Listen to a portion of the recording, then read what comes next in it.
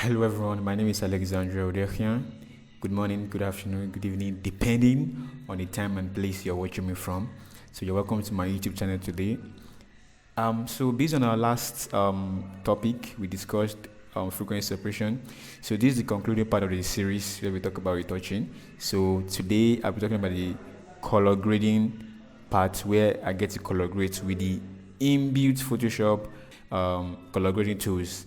Let's dive straight into what we have here today. So the same picture, the first I do is I create levels. Levels is the first thing I do. I go to this toolbar here, I click on levels, and I change it from default to lighter. So this automatically adds light, and you can see the wave has changed. So you can see the difference before and after. So you can reduce the opacity to a certain amount that is, depending on the picture you're using it on, it varies based on the opacity. So 35 or lesser. I don't go beyond that because I don't want. Sometimes I go beyond that though, but so I go to curve also, and reduce it also. So I use level and curves. So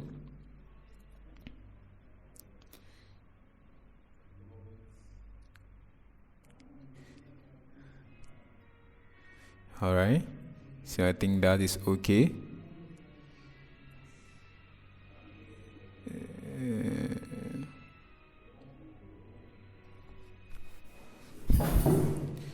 Okay, I think level is okay. So the next thing I go to is hue and saturation. What this does basically is add it saturates it, like what it said, hue and saturation, it saturates. So what I get to do with this is you can see how poppy all colors are on it. So I'm taking it down and just take it up a little bit. So so basically color grading is basically how you like see a color.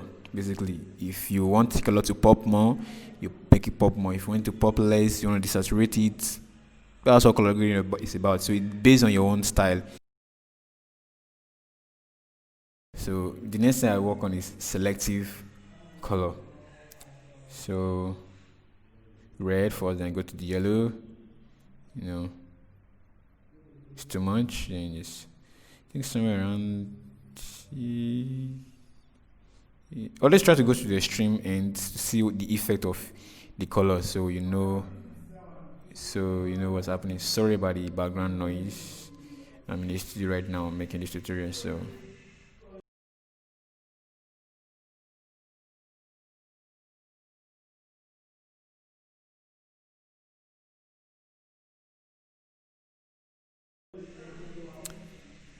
you can see the green is affecting the green pants he's wearing.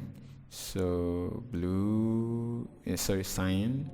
So it's also affecting that. That's closer to the greens. What else again? Think right here. That's good. Blue. That's like blue. So back to the middle because it's not affecting anything. The next thing goes magenta. So all right. I'm sorry, my music. I'd love to play you guys good music, like I'm listening to right now, but copyrights by YouTube, so I don't know. So okay, white also. It's too much. You can see his forehead is looking fake, so just say 30 days. Okay, I think that should be fine. Then neutral. So this one affects a lot. Exactly, it affects a lot. So always push each slider to the extreme, so you know what each color is affecting. So I think somewhere around here is fine. Or you can also play around with. I just like moving the blacks more, So that's too much. I think I think that's fine. That's fine. I think that's fine for now.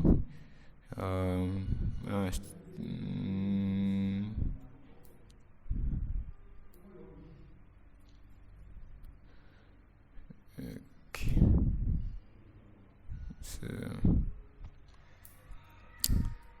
So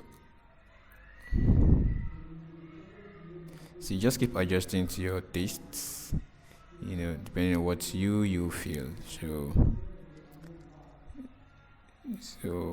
you don't necessarily have to push things to the extreme too much. If you get everything right from the day you're shooting, I didn't shoot this image, you won't necessarily have to go through too much. You just change a little bit. So sometimes images come already, you just push colors a little bit, and so back on blacks now. So you can see the blacks, the yellow is affecting just the black, so you can see this black is not looking rich. So definitely we'll still work on the opacity of the entire selective color though, but you can actually see, you can see before, after, see the blacks are popping out, colors are popping out. Then you can reduce to the end and you take it up bit by bit as the colors get better. Then I think around 51ish. Don't make it too much though. Before, after, just a gradual change, not a drastic change. So you don't spoil things. Except you really, really, really, really want to push things to the extreme. I don't like pushing things to the extreme. So bit by bit, and you'll be fine. So so I think that is that for selective color. Then you can then go through each image, as things get, you just keep seeing new stuff. So that's it basically. So on, off, on. So that is it basically. What is it? So always try to save your work. Please. Always don't forget to save your work. Control S is you be your best friend. So once about touch, you keep seeing problems like this. So you go to low frequency separation. Then you keep cleaning. Each time you do one thing, you always see something you can work on to make better. Just keep cleaning the shirt. I'll do a separate tutorial on how to iron out clothes and make them look more well ironed and not rumpled, whatsoever. Make them look good, better than necessary. So better than, not the word necessary. What word should I use now? Better, just make them better, basically. So that's it basically. Just keep adjusting, make changes, and adjust it basically. Just keep doing that, make things work. Just peak, adjust, peak, then you move. Normally that's too big. You don't just this kind of size are just too big. You pick each patch you want to patch, and you pick them slowly, bit by bit. Make them bit by bit better. Make them better bit by bit. Make them look better. Make them just pick very small portion of a particular part. Gradually everything gets better. But if you just drag one big part and push it, there's always an effect. I feel a better tutorial will be done on how to iron clothes. I've said that times that number. So let's just move to better things.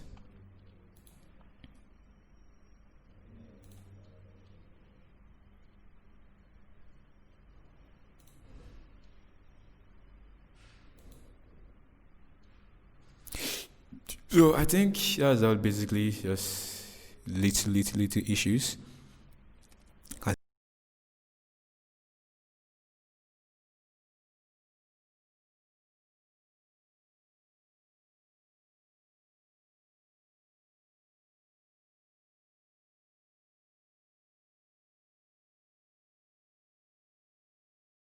See something on the arm there, I think.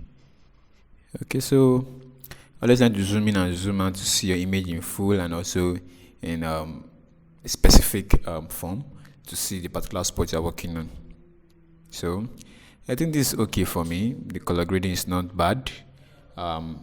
It's not all that perfect either, but it's not that bad. At least all colors are popping out, as it should be. So save.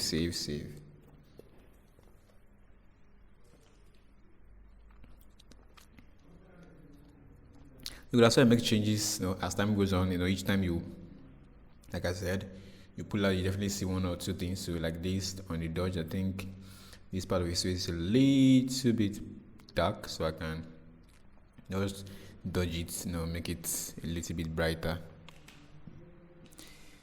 So yeah.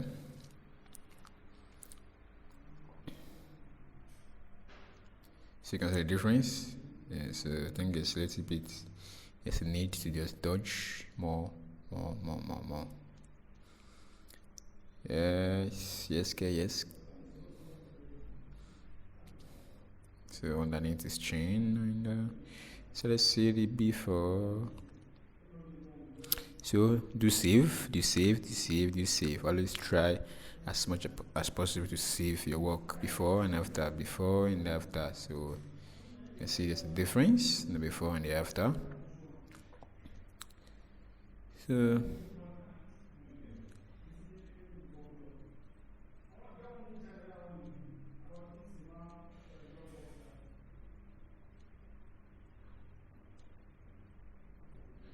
yeah, so that's it basically.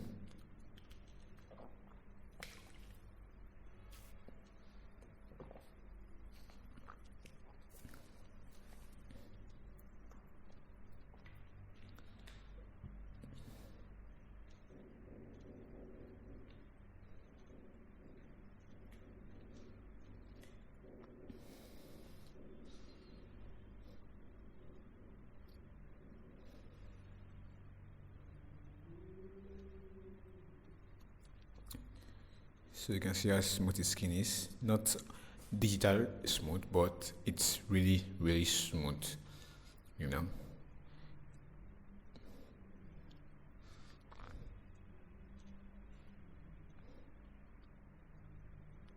So I can see something over there. So make adjustment to zoom close and see some minor mistakes in.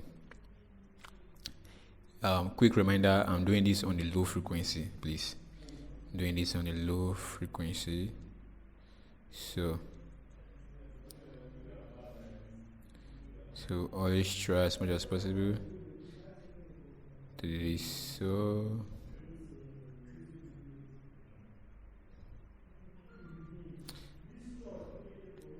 So I'm feeling that the high frequency is too much, that the sharpness is just way too sharp on the skin. So before and after, sorry, not before, like with this before.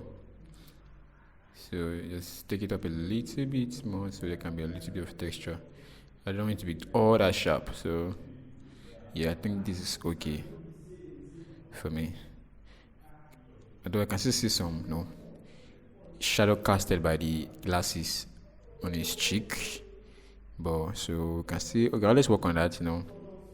But this is just a tutorial, so I believe with this first, second, and third series I've done, I think you guys should be able to pick up an image at least to some extent, do some nice retouching.